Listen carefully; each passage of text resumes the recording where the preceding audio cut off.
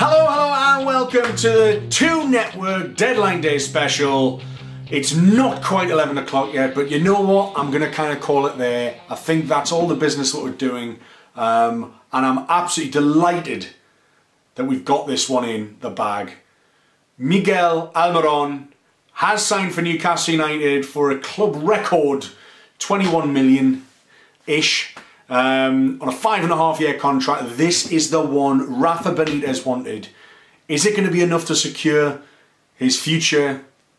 Time will tell. I'm not sure. Have we done enough business this transfer window? Full stop. Probably not, actually. But we'll get onto that anyway. Let's you know, the headline is obviously Almirón, Paraguayan international from Atlanta United in the MLS. You know, a lot of people pour scorn on that league, and I can't profess to watch it. I don't watch that league at all. There'll be loads of armchair fans who say that they watch the MLS every week. I'm sure a couple of them do. I'm sure most of them don't. So in large respects, Almirón's, you know, he's an unknown entity in a top 5 league. He's never played outside of the Americas before. Played in Paraguay. He was part of a title-winning team there, although this was at the very start of his career, so he didn't have much impact. Moved to Lanús in Argentina, where he won the title there. In the last 2 years, he's been at Atlanta in the MLS, a brand new team, under the tutelage of Gerardo Tata Martino, who you might remember as being a former Barcelona manager. He's managed Argentina, and he's actually managed Paraguay a good number of years ago now, too. So, you know, he's been working under a coach with pedigree, and that's exactly what he's going to get on Tyneside. He's 24, and one of the most notable things about him, I think, is his pace. He has pace to burn, and his close control and technique. Now, people can say what they want. You know, I'm a YouTube scout. I've never seen him play live. I've never seen. I don't watch MLS games, you know, in their entirety, even on TV. I just don't do it. I'm not interested in it. But we can't write him off entirely. We can maybe look at, have we overpaid for him? Some people in the know suggest maybe by a couple of million. But actually, if he's going to make the difference in league positions, if his influence over the next 5 months is going to be, if he can get us up the table a few extra places, why squabble over a couple of million quid when he's probably going to make that couple of million quid if we finish in a higher league position? This is the number 10, the creative playmaker that we've been begging for, and Rafa's been begging for years. You know, how long have we wanted this kind of player? And we have him. He's versatile. He's really, really quick. He dribbles. But I think from, you know, like I say, from watching on YouTube, he's got loads of pace and he's got very close control. Now, regardless of the quality of that league, regardless of the quality of the pitches over there, because they play artificial turf, Atlanta do specifically at home, ball bounce is different. It's a slight, you know, it's a different game. You've got to probably look at the similarities between, say, tennis players playing at Roland Garros on clay versus playing at Wimbledon on grass. Some players are better on one surface than the other. It's still the same sport, but there are lots of different characteristics of that kind of that kind of environment. Is he, you know, he played on proper pitches in Argentina, for example. So it's only kind of the last 2 years he's plied his trade on an artificial turf, you know, which is quite commonplace in American sports. So we can pour scorn on that, but what you can't really misinterpret just from watching YouTube is his pace. That's not made up. He doesn't appear faster just because he is on a different surface or playing against poorer sides. He is just that quick. So we know that for a fact. He is electric in terms of his speed. We've seen his dribbling and his close control. Fantastic. Like I say, the big question mark about this transfer, and I'm in no way being negative, because I'm really, really excited about this, and I'm really, really chuffed for Rafa. and all of us, we're owed this, and it shouldn't be special. It shouldn't be as special as it is. It is because of Mike Ashley and how Mike Ashley likes to run the club. But this is something to get excited about. In a week that we beat Man City, we get this player in who has the ability, just by the very nature of the style of his play, direct, intelligent, he has flair. You know, he's a player that, because he can dribble and because he's really quick, and he'll run at defenders and he'll scare the shit out of them. He'll make defenders have to make decisions faster than they want to, and that will lead to mistakes at the back. He will get fans out of their seat. Think Hatem Ben Arfa, but with a work ethic.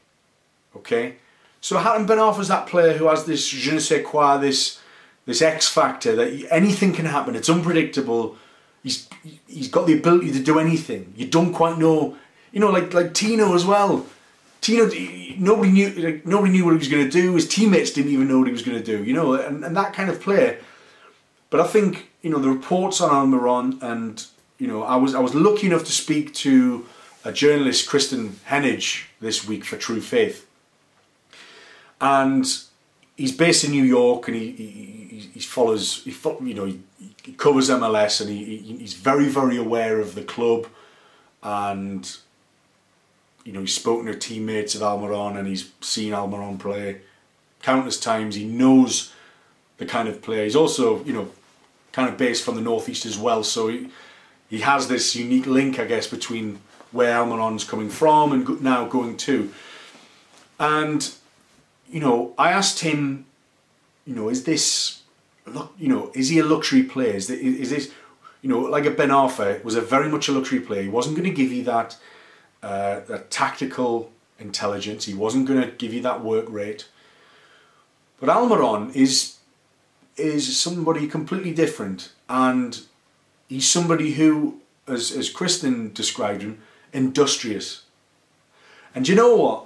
I haven't heard that he's this kind of, you know, he's a lot more than just an attacking spark, a talisman in the final third.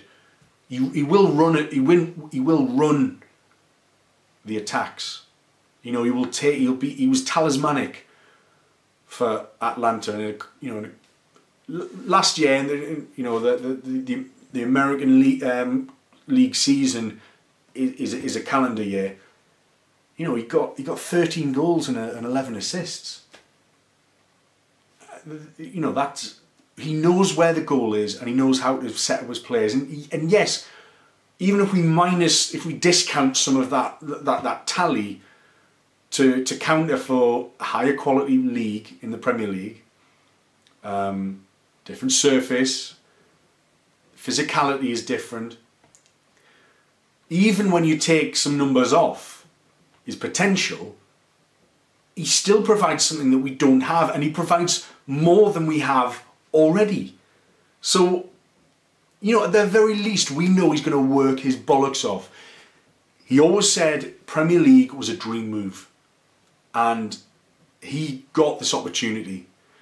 His agent tried to tout him round Italy when he thought the deal with Newcastle had finished. But I mean, the big, you know, we criticise the club, and rightly so, for the way they go about their transfer business and their strategy, if they even have one. And this had been rumbling on, this story, this saga, for over a month. You know, it was from December.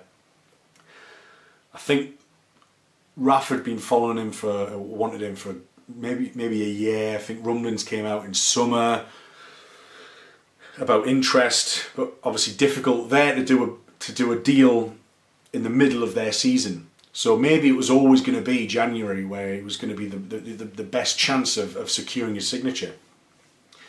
And, you know, I think the tables turned. We weren't prepared to meet their asking price. They want about $30 million, which I think works out around 23 million. I don't think we were prepared to go that high.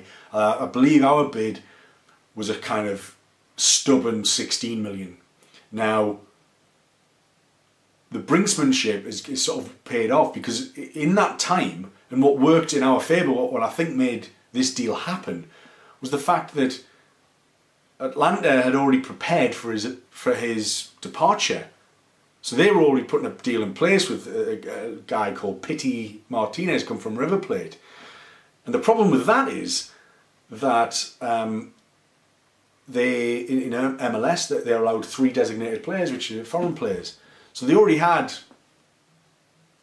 Ezequiel Barco, who is a really good player, football manager, that's all I know, and somebody else, Almirón obviously, and then they get this Pity Martinez guy in, and suddenly they've got 4, but only 3 slots. So suddenly the chips were all in Newcastle's favour there, and the agent was scrabbling around to try and flog him around. I think it was like to Napoli, some teams in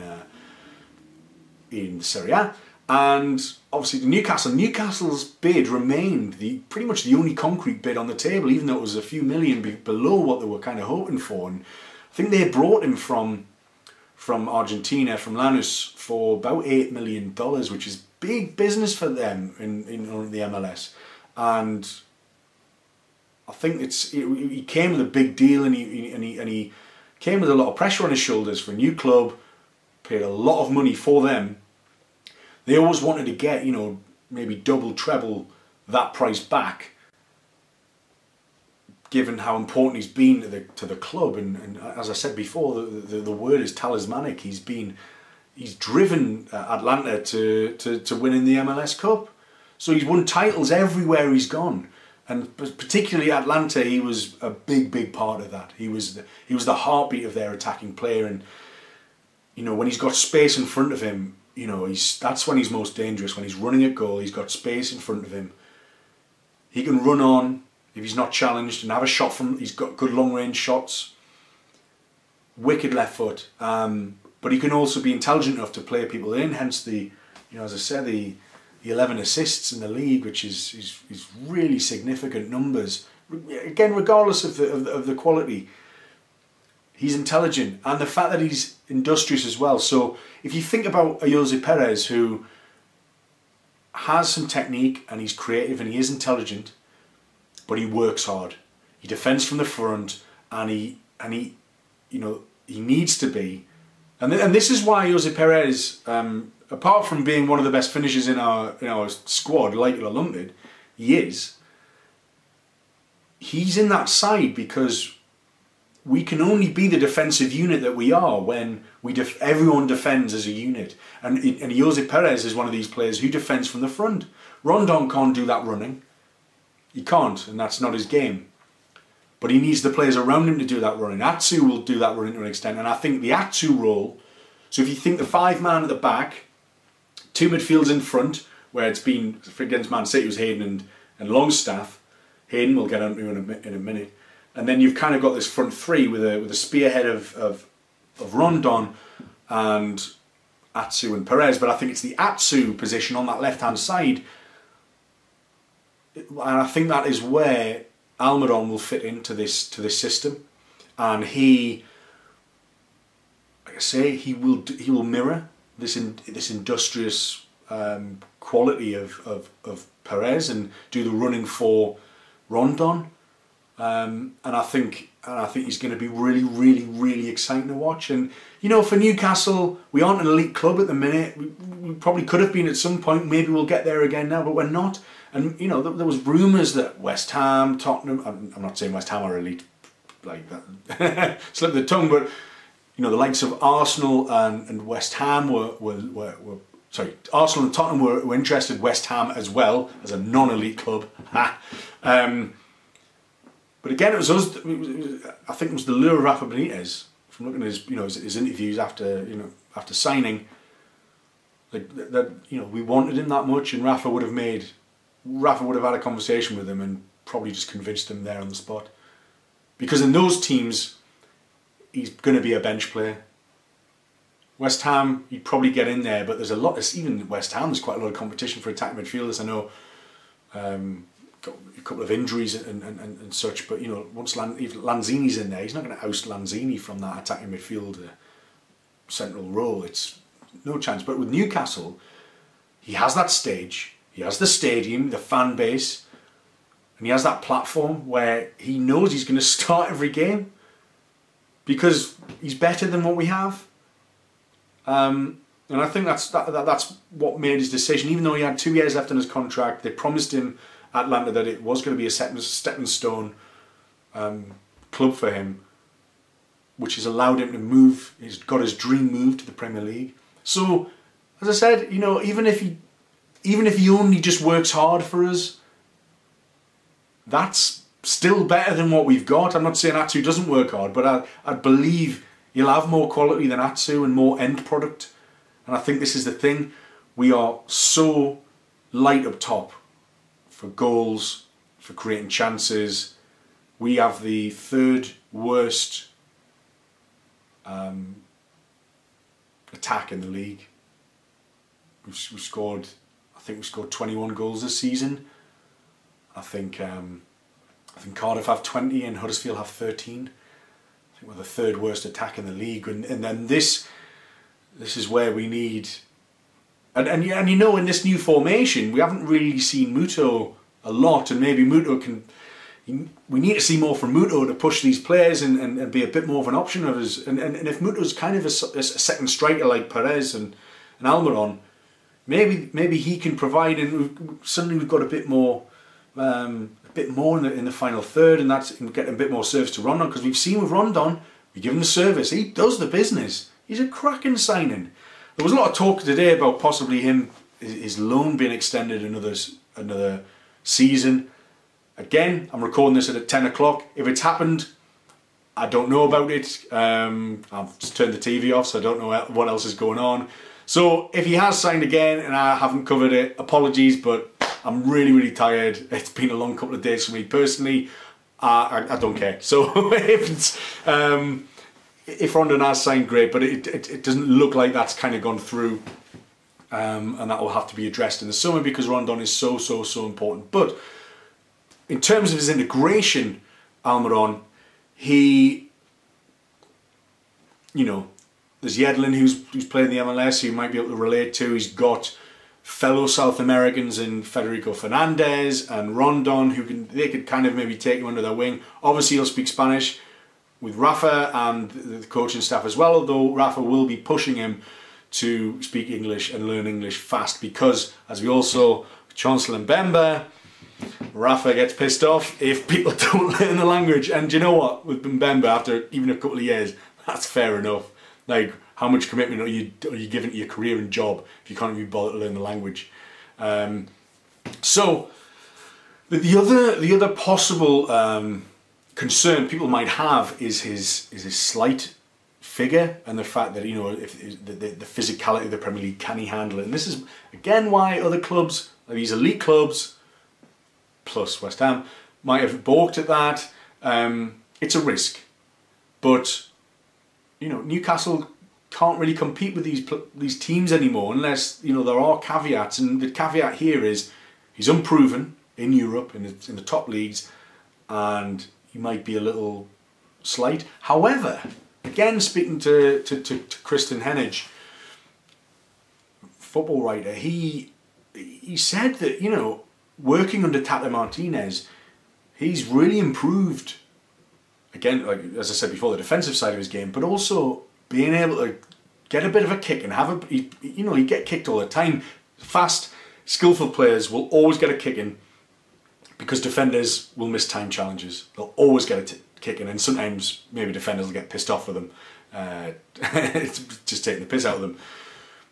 But he said that he'll get a kick in, but he'll get back up again, and we need that. But there's a bit of toughness there, and I think he's sort of been weathered a bit over there in MLS. That has sort of slightly prepared him better for life in the Premier League. It might, again, the Premier League's quite unique, and it takes a lot of elements from a lot of leagues, I think, just given its multinational nature. Lots of cross-cultural styles, for example. But I think he'll be more prepared than people give him credit for, and I think he's got a point to prove, and he's driven. He's not one of these flash players. He's a bit of a quiet lad, family man, and and I think that'll help as well. He won't look for those distractions. He seems to be a model professional who wants to put his head down and make a name for himself over here. So he's got a lot to prove. He's got a lot to prove to Benitez. And honestly, I just think if has a couple of good runs, a couple of good games, the crowd will absolutely adore him already. Like, I'm so excited for this signing, and I know I've talked a long time about this already, but I think he's going to be great. I'm calling it now. I think he'll double his value at least over the next few years, simply because the thing is, though, to win favour with Newcastle fans, the attacking standard at the minute is so low in terms of players who assist and people who score. It's so low. It's not going to take. You won't have to do much to impress, you know. And we've seen Kennedy come in on loan, and he had a really good time at the end of last season. But this season, Kennedy has been completely off the boil. I think he had a couple of good games at the start of the season. But it's almost like since that penalty miss against Cardiff, you just haven't seen the best of him. And I'll be very surprised if we make his move a permanent one in the summer. But let's get on to the other transfers. There we go. Almirón in for 21 million, 5.5-year deal. Wow, just brilliant, absolutely fantastic to be talking about this. This never happens, and you know, like I said before, we shouldn't be as excited as we are because Mike Ashley starved us for so much. We've been feeding off scraps that we'll be excited about anything. But the difference here is a £21 million signing isn't going to keep us happy for another 13 years. Do you know what I mean? 13 and a half years. It's not. We need more than that. Summer needs to be. We need to see the money, basically. But let's have a look at the other sign anyway. It's Antonio Barreca, who comes from Italy. He came from Torino's youth academy. Moved to Monaco. It hasn't really worked out, as it hasn't for a lot of Monaco players at the minute. Yuri Tillemans coming over to Leicester City, for example. Thierry Henry's just been, you know, gone there, and they're having awful season. If you think where they were sort of 2-3 seasons ago with that Mbappe team and Bernardo Silva and Fabinho, you know, they had it all, but they've sold and obviously not spent well, or, you know, Jardim lost his touch, but he might be back in now, so all very confusing. But Barreca, there was a possibility that this deal might not go through because Jardim was a fan of Barreca, but he's been allowed to leave. So he's joined on £1 million loan till the end of the season, and I believe there's an option for the £9 million to sign him. So it'll be £10 million altogether. Barreca becomes, let me get this right, Barreca becomes the first naturally left-footed, first team, natural left back that we've signed since 2007's Jose Enrique. Now people might say, what about Lazar? Lazar's pretty much a winger, isn't he? He was a winger that came, you know, he's a winger that essentially got pushed back into left back. Similarly with Kennedy, he's the same. We bought him he played as a left back and a wing back on the few occasions he did for Chelsea. But he was never just a natural left. Santon, he was right-footed, okay?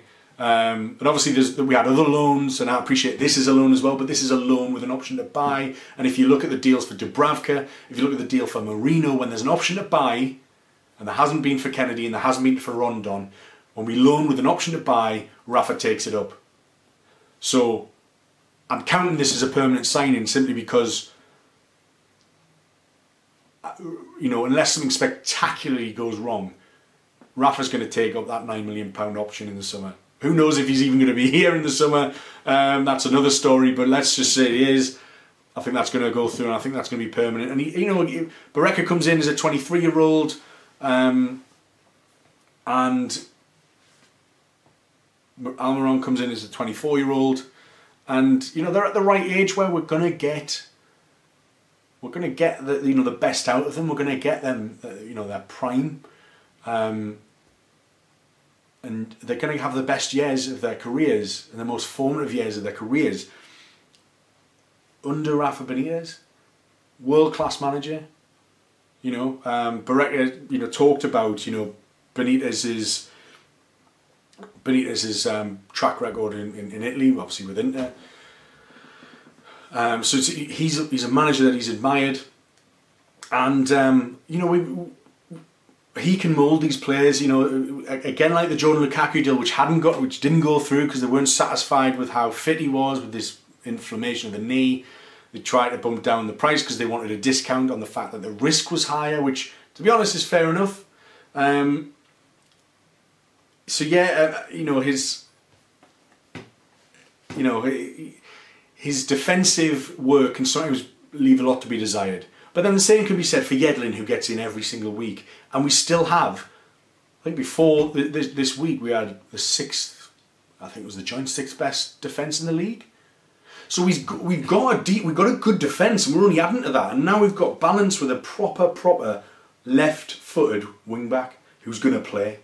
So what that does, as I was saying before, with options for Muto and Perez and Almirón and Atsu, we now alleviate Richie's secondment in left wing back, and we've now got another option in the final third because we've got Richie to come and play, and you know, so not only do we get better balance, and I think Barreca is a player who can improve defensively underneath Rafa Benitez, one of the best defensive coaches in the world. And so we kind of signed a winger almost just by buying a left back, which seems quite strange, but that's kind of the situation given the formation that we're now playing. I was just looking to see, yes, I got confused before because I said Barreca was 23 and Almirón was 24, which obviously happens to be their new respective squad numbers, but indeed, Barreca is 23, I did get it right, and Almirón is 24. So they've basically been given the same squad number as their age, which blew my mind a bit there. But anyway, I was just checking that. So Barreca comes in. We've won, and to be honest, isn't it these, you know, the two positions, these roles that we've wanted for so long, have finally come in that we have a left back and a creative midfielder, a playmaker, which is really exciting, and we've got these centre midfielders to come back. But yeah, let's talk about the possible outgoings that have and haven't happened. So obviously Isaac Hayden is still at the club, and he's going to remain at the club probably till summer. I imagine he'll be gone at summer. I think there's a number of championship clubs actually wanted him,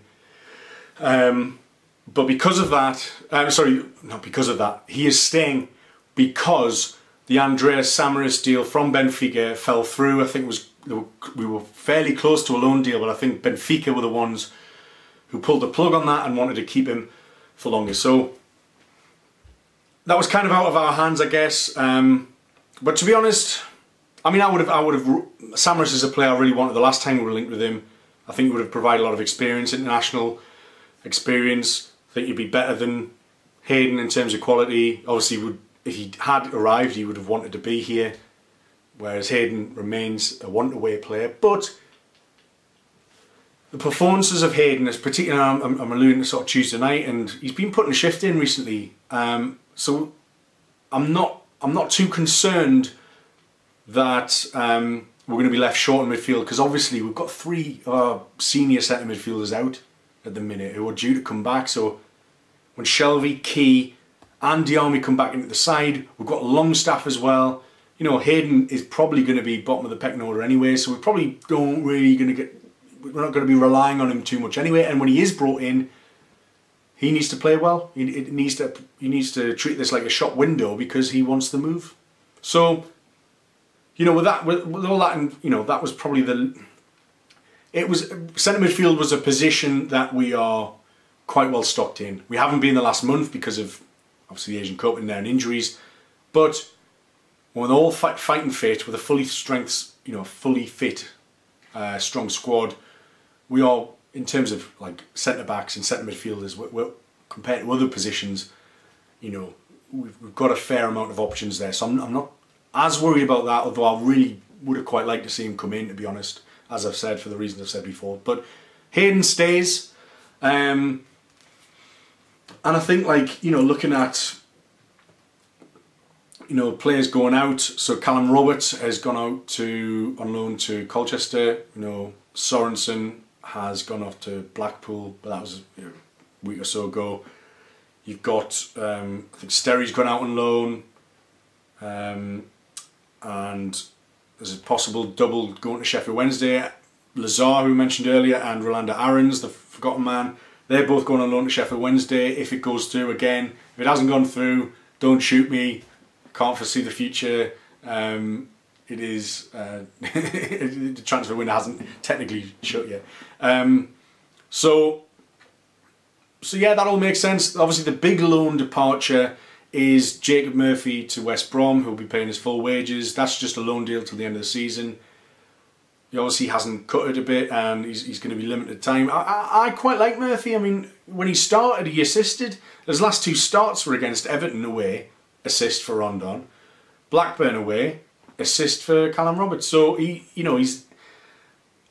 one of these players who, again, has lots of pace and he's very direct, but maybe just like Atsu, kind of lacking a bit of intelligence, and he's obviously not doing what Rafa wanted him to do on the training ground, which is why he's out of there. So it's a shame. I honestly thought he could have done.